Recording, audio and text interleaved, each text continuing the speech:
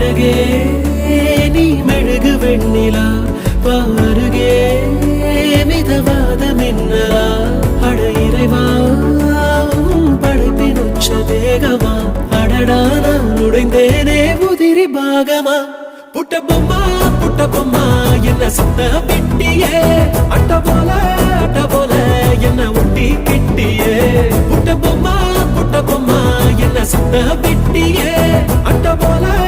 போல என்ன ஒட்டி கிட்டியே